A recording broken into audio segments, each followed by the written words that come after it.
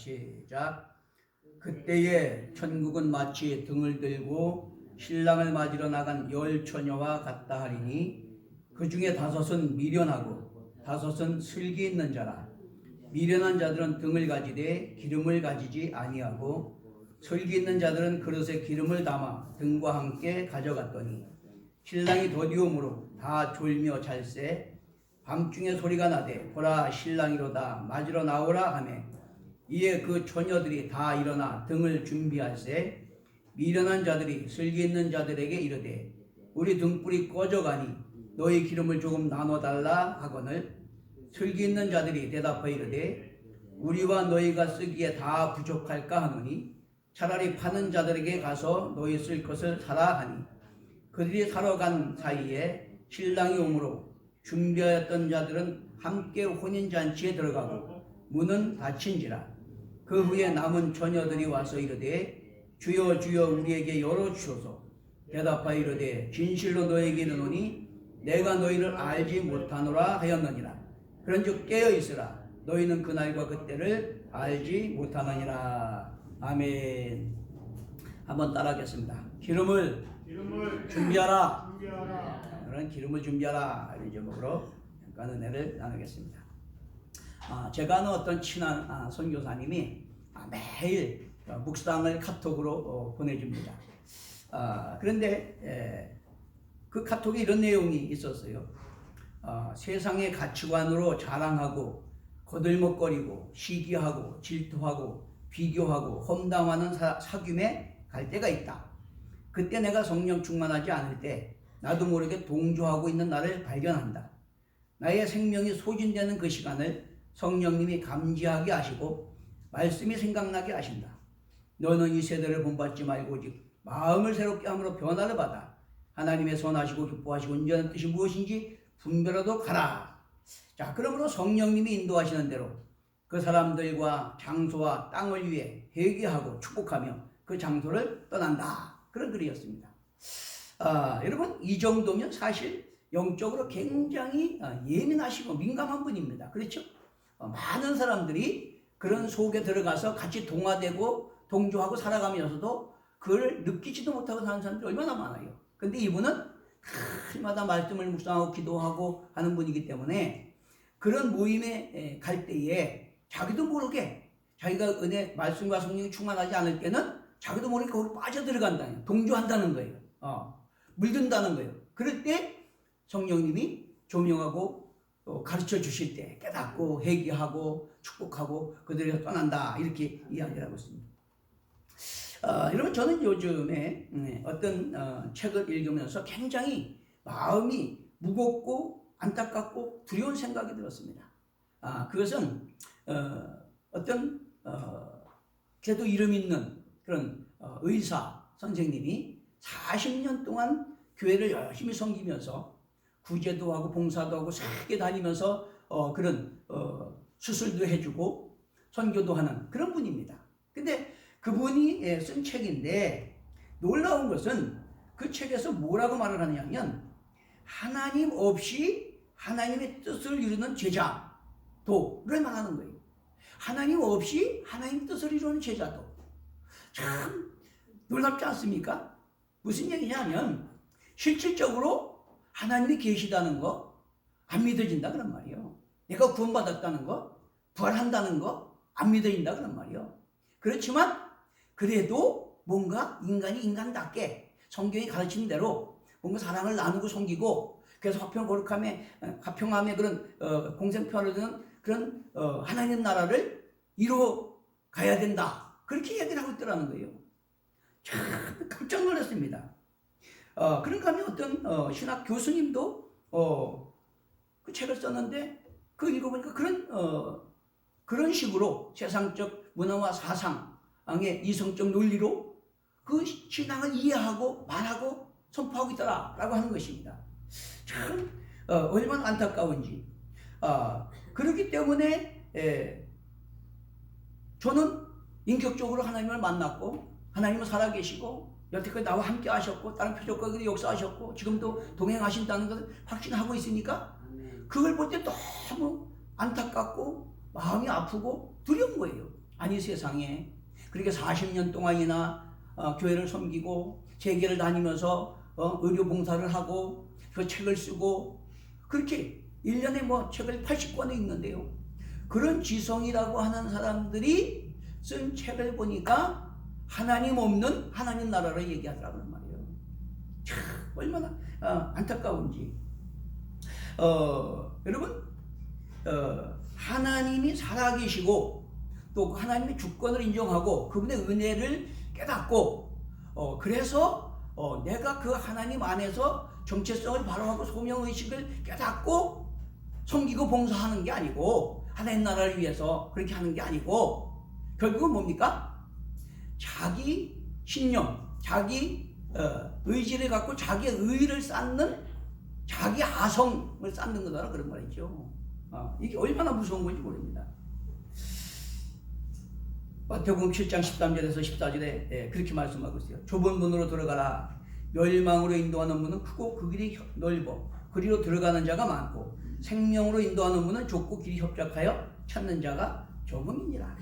여러분 감사한 것은 지금도요 곳곳에서 정말 진리와 성령이 충만해가지고 인생을 걸고 생명 걸고 복음을 전하는 신실한 일꾼들이 많이 있습니다. 그렇기 때문에 지금 이렇게 굴러가고 있는 거예요. 자, 그런데 대다수는 그렇게 지성인이라고 하고 오래 신앙생활을 하고 겉으로 드러날 때는 엄청나게 선교도 하고 봉사도 한다는 사람들이 자기 욕망 상식의 입맛에 맞는 타협하고 변질되고 왜곡된 그런 교회나 스승들을 찾아가고 그런 자기 신념에 자기 아성을 쌓는 신앙생활을 하는 사람이 많이 있다라고 하는 것이 얼마나 안타까운 건지 모릅니다. 여러분 내가 진리를 따라가고 진리가 나를 변화시켜야 될까요? 아니면 내가 진리를 재해석하고 하나님을 판단하고 평가해야 될까요? 여러분 그거는 아무리 오래 교회를 다니고 아무리 봉사를 많이 하고 아무리 직분이 높아도요 하나님 믿는 거 아닙니다. 자기 합리화 자기 기만 자기 도취에 빠진 거예요. 그 무서운 겁니다. 여러분 선악과를 따먹은 게 뭡니까? 선악을 알게 하는 나무를 열매를 따먹고 하나님을 거역했잖아요. 그건 다른 게 아니에요. 하나님만이 선악을 판단할 수 있고 상 주고 심판하실 수 있는 거예요. 근데 인간이 하나님 자리에서 그거를 판단하고 심판하고 정죄하고 하는 겁니다. 이게 선악과 따먹은 거예요. 근데 오늘날 많은 그런 성도들, 목사들, 신학자들이 하나님 자리에서 내가 진리를 따라가고 진리가 나를 변화시키고 내가 하나님의 통치에 순종하는 것이 아니라 내가 하나님을 평가하고 내가 진리를 재해석하고 그러면서 자기 아성을 쌓는 내가 하나님 노릇하는 그런 사람들이 얼마나 많은지 알 수 없다라고 하는 거죠. 자, 그런데 이에 대해서 데살로니가 후서 2장 12절에 뭐라고 그러냐면 진리를 믿지 않고 불의를 좋아하는 모든 자들로 하여금 심판을 받게 하려 함이라 이렇게 말씀하고 있어요. 많은 사람들이 성경을 봐도요 정직하게 성경을 보는 사람들이 별로 없어요. 말씀을 들어도 마찬가지고 그냥 자기 기준, 자기 욕망, 자기 어떤 잣대 그걸 가지고 자기가 원하는 것만 듣고 보고 그렇게 합니다. 그러면 안 돼요. 하나님 말씀은 진리이기 때문에 내가 진리에 비춰서 내가 변화되어야 돼요. 내가 회복되어야 됩니다. 믿습니까? 그래서 내 존재가 회복될 때 하나님과 관계가 회복되고 하나님 주권을 인정하고 통치, 질서, 가치, 체계 안에서 우리가 순종하며 살아갈 때 하나님 사랑, 공의, 정의가 세워지고 화평, 거룩함의 하나님 나라가 이루어지고 가장 중요한 건 뭔지 아십니까? 그걸 통해서 하나님이 주권과 거룩하심이 영광을 받아야 되는 거예요. 그럴 때 우리는 그 통치 안에서 자유와 평안, 기쁨, 소망, 행복을 누리고 성령이 지시고 보증하시고 증거하심으로 이 땅에서 세상을 쓰는 평안, 기쁨, 소망, 행복을 누릴 뿐만 아니라 언제어때 우리의 인간의 생명의 한계가 온다고 할지라도 주님이 약속하신 기업먹고 산 것 받게 되는 거다. 할렐루야. 자, 오늘 성경은 천국을 혼인잔치에 비유하기도 합니다. 마태복음 22장에 보면 예수께서 다시 비유로 대답하여 이르시되 천국은 마치 자기 아들을 위하여 혼인잔치를 베푼 어떤 임금과 같으니 그 종들을 보내어 그 청한 사람들을 혼인잔치에 오라 하였더니 오기를 싫어하거늘 다시 다른 종들을 보내매 이르되 청한 사람들에게 이르기를 내가 오찬을 준비하되 나의 소와 살찐 짐승을 잡고 모든 것을 갖추었으니 혼인잔치에 오소서 하라 하였더래. 그들이 돌아보지도 않고 한 사람은 자기 밭으로 한 사람은 자기 사업하러 가고 그 남은 자들은 종들을 잡아 모욕하고 죽이니 임금이 노하여 군대를 보내어 그 살인한 자들을 진멸하고 그 동네를 불사르고 이에 종들에게 이르되 혼인잔치는 준비되었으나 청한 사람들은 합당하지 아니하니 네 거리 길에 가서 사람을 만나는 대로 혼인잔치에 청하여 오라 한대 종들이 길에 나가 악한 자나 선한 자나 만나는 대로 모두 데려오니 혼인잔치에 손님들이 가득한지라. 임금이 손님들을 보러 들어올 때 거기서 예복을 입지 않은 한 사람을 보고 이르되 친구여 어찌하여 예복을 입지 않고 여기 들어왔느냐 하니 그가 아무 말도 못하거늘 임금이 사원들에게 말하되 그 손발을 묶어 바깥 어두운 데에 내던지라. 거기서 슬피 울며 이를 갈게 되리라 하니라. 청함을 받은 자는 많되 택함을 입은 자는 적으니라. 여기서 문제는 뭡니까? 하나님께서 은혜를 베풀어서 구원의 은혜의 잔치에 초청을 하는데도 세상 현실 욕망에 매여가지고 이 핑계 저 핑계 대면서 안 오고 오히려 대적하고 핍박하고 그렇게 한다 그런 말이에요. 그런 사람은 하나님이 진멸하신다. 그 또 한 가지는 뭐냐면 그래서 사거리로 나가서 강권의 사람들 채우라 해서 다 왔는데 문제는 예복을 갈아입지 않고 온 사람이 있다는 거예요. 예복을 갈아입지 않고 온 사람. 그러니까 그 사람이 바깥 어두운 곳에 내어 쫓기고 슬피 울며 이를 갈미 있으리라. 이게 이 천국잔치 비유에서 우리에게 강조하고 있는 거다라고 하는 것입니다. 여러분 요한계시록 19장 17절에서도 우리가 즐거워하고 크게 기뻐하며 그에게 영광을 돌리세 어린 양이 혼인기약에 이르렀으니 그의 아내가 자신을 준비하였으므로 그에게 빛나고 깨끗한 세마포 옷을 입도록 허락하셨으니 이 세마포 옷은 성도들의 옳은 행실이로다. 여기서 어린 양 예수 그리스도 또 신부된 교회 세마포는 뭡니까? 하나님 통치와 뜻에 순종하는 성도들의 옳은 믿음의 행위라는 거예요.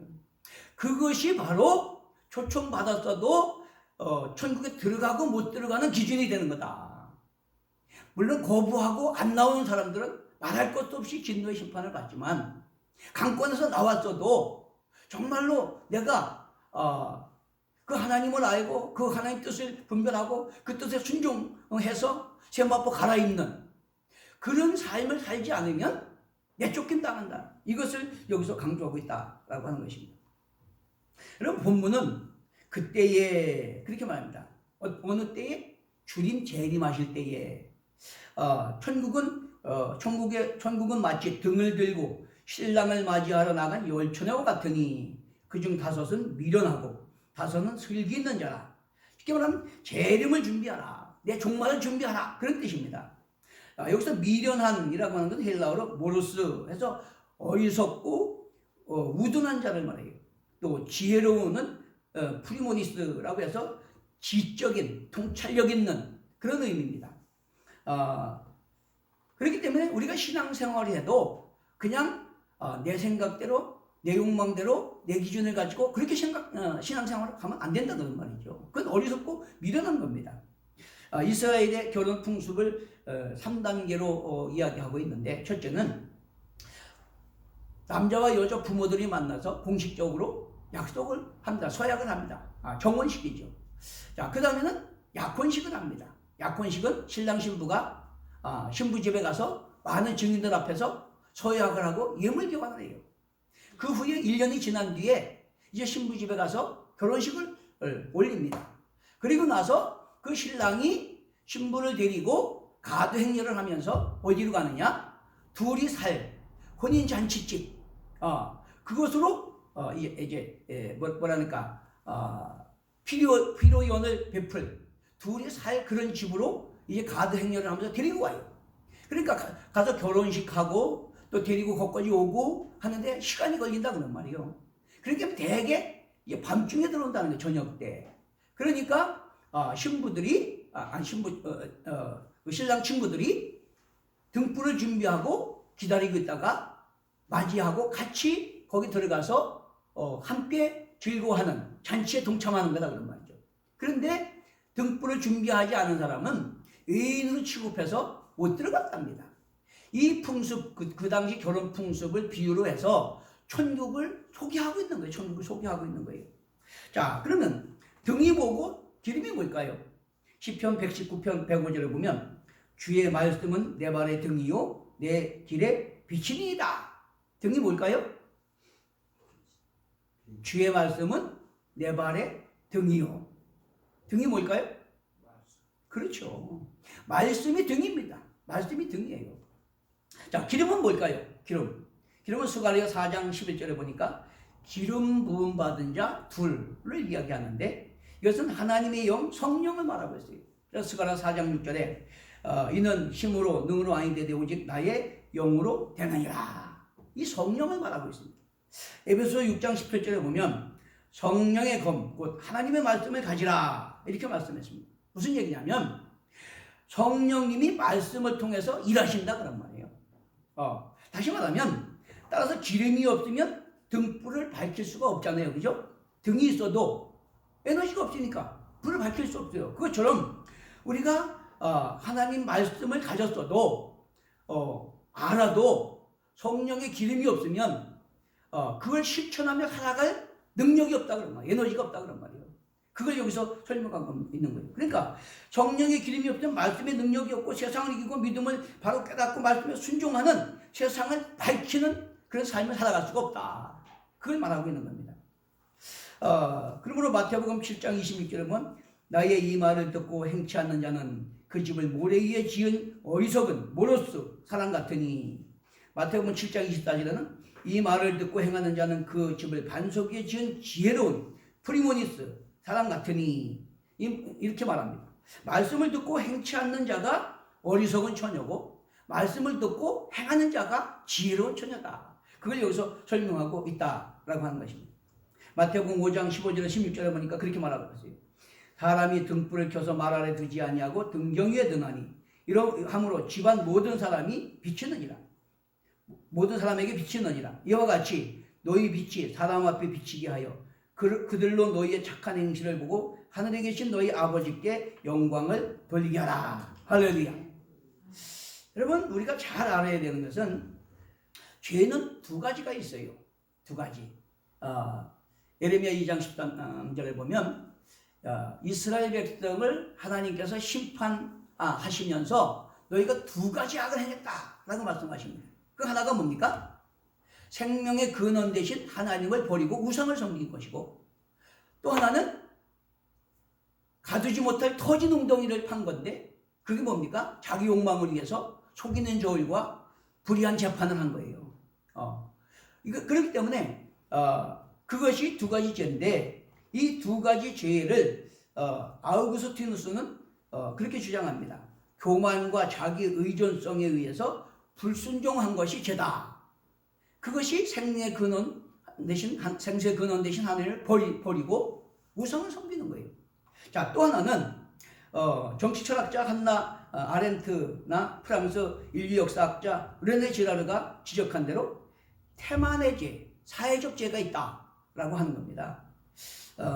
무슨 얘기냐면 독일의 나치 시대에 대부분 보수 기독교인들은 히틀러를 독일의 민족을 구원할 지도자로 간주하면서 그 나치의 엄청난 유대인과 장애인과 노약자 학살을 방임했어요. 방관했습니다. 자, 이것이 바로 태만의 죄, 사회적 죄다라고 말하는 거예요. 그 당시 유대인 600만과 그 장애인 노약자 살생의 총책임을 맡았던 아돌프 아이히만이라고 하는 사람, 그 사람이 전쟁 후에 도망갔다가 이스라엘 첩보원들에 의해서 잡혔어요. 그래서 이스라엘 재판정에 가서 재판을 받습니다. 근데 이 사람이 뭐라고 하냐면 나는 죄가 없습니다. 나는 전혀 유대인을 학살하려고 하는 의도가 없었습니다. 근데 상사가 시키는데 어떻게 안 합니까? 그래서 나는 시킨 대로 한 것뿐이니까 난 무죄입니다. 그렇게 주장을 했어요. 그때에 법정에 혼란이 왔습니다. 말은 맞는 말이잖아요.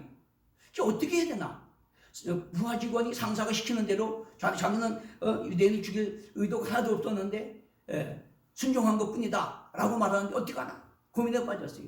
이때 그런 유대인 정치 철학자 한나 아렌트가 그거를 주장했습니다. 다른 사람의 고통이나 아픔에 공감할 줄 모르는, 그리고 다른 사람들이 어떻게 되든지 간에 무관심하고 그것을 방임하는 그 자체가 사회적 죄다, 태만의 죄다, 그렇게 지적했습니다. 맞지 않습니까?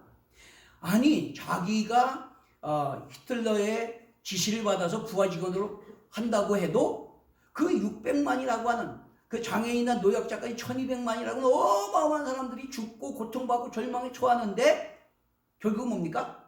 자기 먹고 살라고, 자기 출세하려고, 자기 욕망을 위해서 그렇게 한 거 아닙니까? 그렇기 때문에 그게 죄다. 그러니까 여러분, 죄라고 하는 것이 첫째는 하나님께 불순종하고 욕망을 따라가는 우상 섬기는 것이고, 두 번째는 우리는 빛과 소금이고, 그렇죠? 화평케 하는 자라고 그랬어요. 우리 피로 값주고 사신 바된 하나님의 소유된 백성으로서 우리는 빛과 소금이고 화평케 하는 자입니다. 그런데도 불구하고 사회에 그런 다른 사람들의 아픔과 고통, 그거를 일으키는 불의와 불공정, 이런 것들, 그것을 방임하고 모른 척하는 이 태만의 죄, 이것이 사회적인 죄라는 거예요. 우리 이걸 잘 이해를 해야 된다라고 하는 것입니다. 우리 크리스찬의 정체성은 하나님의 자녀고 빛과 소금이라는 거 꼭 기억하게 되시기 바랍니다. 그렇기 때문에 가정, 직장, 사회에 하나님의 사랑, 공의, 정의가 실현되고 모든 사람과 화평, 거룩함을 이루는 하나님 나라 의를 구하는 삶을 살아야 된다라고 하는 거예요. 오늘 이 본문이 우리에게 강조하는 것이 바로 그걸 말하는 겁니다. 주님 오실 때까지 등불을 밝히는 지혜로운 다섯 처녀가 되라, 그런 말이죠. 너희는 빛과 소금이니까 그냥 말만 크리스찬으로서 세상의 어둠에 동조돼서 같이 떠밀려가는 그 등불 꺼진 그런 사람은 구원받지 못한다. 너희는 세상과 구별된 하나님의 백성으로서 세상을 밝히는 등불로서 뭔가 하나님 사랑, 공의, 정의가 세워지도록 그런 등불을 밝히는 역할을 감당해야 된다, 그 얘기하는 거예요. 그런데 문제는 뭡니까? 알기는 잘 알고 있어, 쫓기같이. 지식도 많고 성경도 많이 알아. 그런데 문제는 뭡니까? 행할 능력이 없다는 거예요. 왜? 기름이 떨어졌기 때문에, 에너지가 없기 때문에. 우리가 그 하나님 뜻대로 순종으로 살아갈 수 있는 에너지가 뭡니까? 한번 따라합시다. 하나님의 영, 성령으로 말미암지 않고는 예수를 주라 신할 자도 없다고 그랬어요. 물과 성령으로 거듭나지 않으면 한나라를 볼 수도 없고 들어갈 수도 없다고 그랬어요. 우리가 성령으로 하지 않으면 힘으로 능으로 되지 않는다고 그랬어요. 그렇기 때문에 우리가 성령의 기름을 준비해야 된다는 걸 깨닫게 되시길 바랍니다. 그렇게 안타까운 것은 지성이라고 하는 성도들도 자신의 지성과 의지로 신념으로 나름대로 봉사도 성교도 하지만은 결국은 하나님의 살아계심과 그분의 은혜와 그분의 통치에 자기 정체성과 소명의식을 갖고 순종하는 그런 삶이 아니라 결국 자기 신념, 자기 의의를 내세워서 자기 아성을 쌓고 있는 거다, 그런 말이에요. 이게 무서운 거다라고 하는 것이죠. 그러므로 우리는 성령으로 거듭나서 하나님의 존재를 믿고 구원의 확신 가운데 우리 종지의 정체성을 분명히 하고 소명의식을 바로 해서 세상을 밝히는 등불의 역할을 감당해야 될 줄로 믿습니다. 아멘.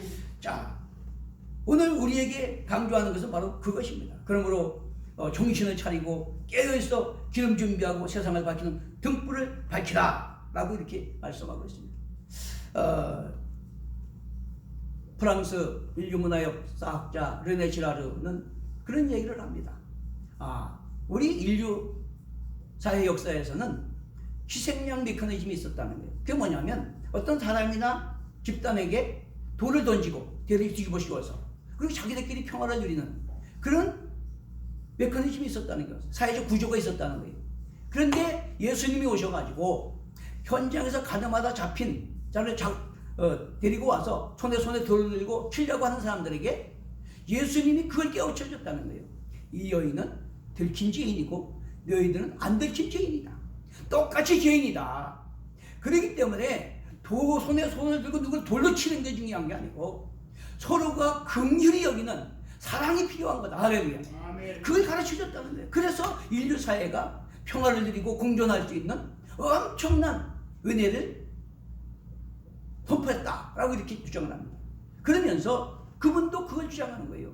그렇기 때문에 우리가 하나님을 믿고 정말 그 보혈의 공로를 인해서 우리가 구원받고 천국 기업의 상속자 됐고 또 우리가 빛과 소금의 사명자가 됐다면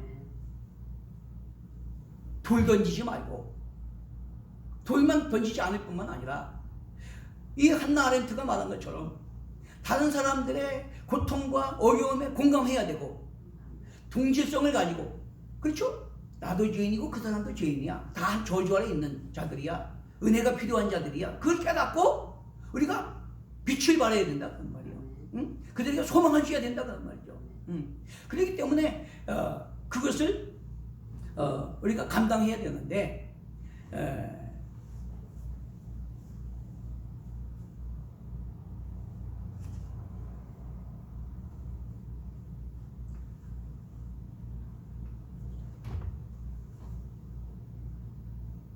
정말로 우리가 힘쓰고 써야 될 것은 우리가 하나님의 백성으로서 이 어두운 시대를 밝히는 시대의 사명을 감당해야 된다 라고 하는 겁니다. 참 안타까운 현실이죠. 자, 그렇기 때문에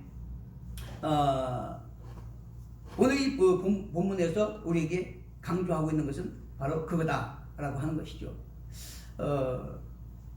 여러분, 세상은 아무리 어둡고 험해져 간다고 할지라도 우리는 성령으로 거듭나서 때를 분별하고 하나님의 뜻을 분별하고 우리 정체성과 소명을 가지고 언제 어느 때 진노라 부르실지라도 우리는 그런 빛을 바라는 또 하나님의 사랑과 공의와 정의가 내 안에 가정의 시장의 사이에 이루어지는데 우리는 등불을 밝히는 그런 삶을 살아야 될 줄로 믿습니다.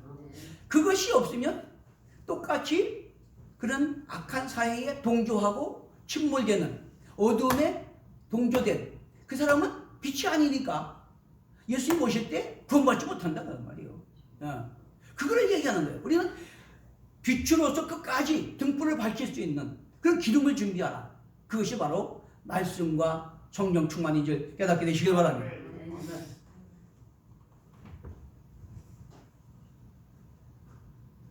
오늘 24장 42절부터 보면 그러므로 깨어있으라. 어느 날에 너희 주가 임하는지 너희가 알지 못합니다.